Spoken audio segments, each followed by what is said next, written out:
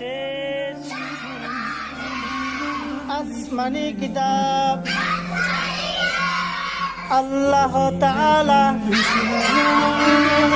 অবতীর্ণ করেছেন মুহাম্মদ সাল্লাল্লাহু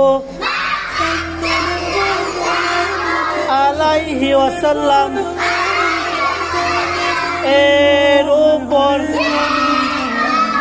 কুরআন মাজিদ